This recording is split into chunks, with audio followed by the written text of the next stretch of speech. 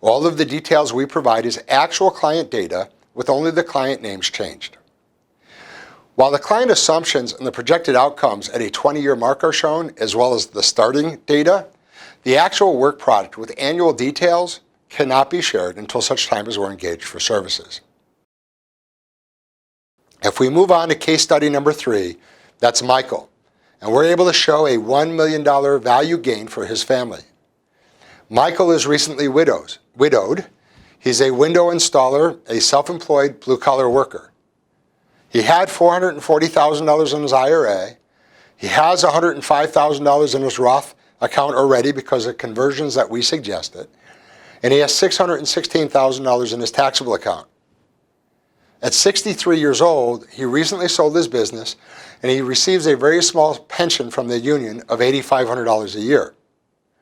As a widower, he's receiving a Social Security check of $9,600 a year, and when he reaches the age of 70, his projected Social Security, using that very common 2.5% Social Security inflationary increase rate, that'll be $51,000. His expected earnings assumption are 6% on taxable, 8.5% on IRAs. The lifestyle that this client says he needs is $41,500 a year, with health care starting at $13,500, using a 6.5% inflation rate there, but that going down at the age of 65 when he reaches Medicare.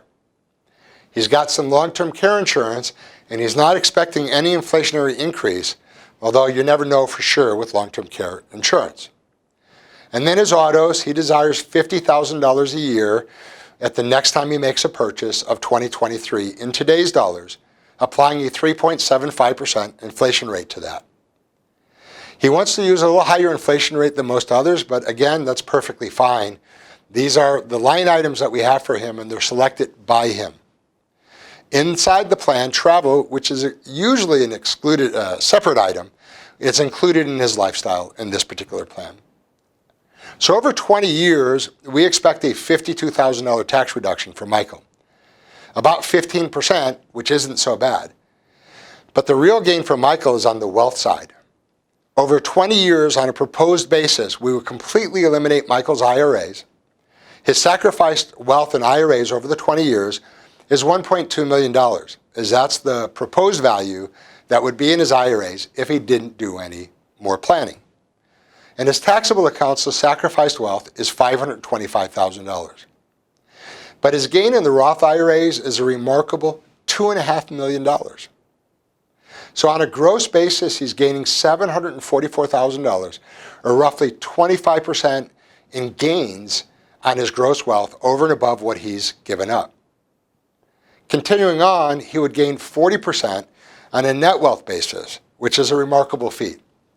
His plan becomes a no-brainer in this regard. It's a huge difference for him, and it's a huge difference for his heirs. So as a single filer, it was rather significant to be able to do these kind of things and have this particular outcome. In this case, we did have to do some additional strategic planning beyond just Roth conversions in order to reduce the tax burden. So it's not always just about Roth conversions. And the real trick with the Roth conversions isn't, should I do it? It's how much, how frequently, when and how. Those are really the trick questions. Because there's a big difference between converting $100,000 a year and converting $300,000 a year. It matters at the end of the day. There's other strategies, though, in addition to the Roth conversions that we employ that are providing a benefit, and they're providing those benefits in Michael's case. They were certainly needed. When our 20-year plan for Michael is complete, there's a lost value in the taxable account or sacrificed value of $523,000 and a sacrificed value in the IRAs of $1.2 million. But the gain on the Roth is a whopping 42.5% more than the wealth giving up in these less tax-efficient accounts, almost $2.5 million. To have a 42% gain in the Roth over and above the lost value in the taxable account, that's a golden goose, and I don't promise that for everybody. But a tax-free Roth account provides complete financial freedom, which is why we call it the Advanced Financial Freedom Plan. You need to understand that you can take as much out of the Roth anytime you want to without any concern of taxation. You can purchase a $1 million chalet in France and not pay any taxes on the Roth distribution to buy it. Or you can buy a condo in Vegas or a Lamborghini out of the account and have zero tax consequences. Can you imagine having to take $150,000 out of your IRA because you wanted to buy a condo as a second home, and then having a $60,000 or $70,000 tax bill next April, effectively increasing the cost of what it is you wanted to buy by 40%? Versus if it's in the Roth account and you take the money out tax-free. Or imagine if your child or grandchild got in trouble and you needed to take $50,000, $75,000, or $100,000 out of your IRA, and then have the tax bill that came with that the next year to help your child out, versus it being a Roth IRA and you just take it out of the Roth. You have the financial freedom to do that without worry of taxation. If you want to help your grandchild with college expenses, you get the point. Again, that's exactly why we call it the Advanced Financial Freedom Plan, using advanced tax strategies to gain financial freedom for you. For Michael's, in Michael's case, if you had a balance sheet that looked like column A or a balance sheet that looked like column B, that's the freedom that this planning brings to folks. And that's why we love to do it. So when thinking about these plans, think of them as a gift. Consider them freedom. Please schedule a call with the tax planners now and let us discover ways to maximize your net wealth through our strategic tax planning. With our money-back guarantee, what do you have to lose? Start your advanced financial freedom plan with us today. I'll close this presentation with a few myths.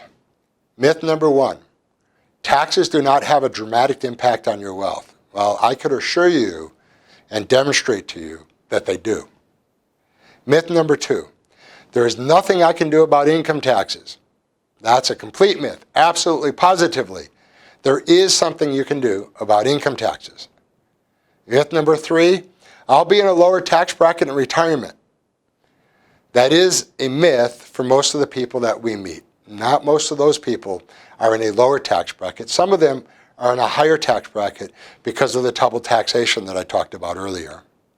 And myth number 4, save in your 401k. Well, actually, I want to encourage you to teach your children that might want to save in their 401k. But they want to have an advanced financial freedom plan when they start hitting their mid to late 50s, so that when they get to retirement, they can learn how to turn the table on the IRS before it's too late. So please give us a call and let us help you discover ways that we can help you with your planning, more specifically your tax planning, today. Thank you.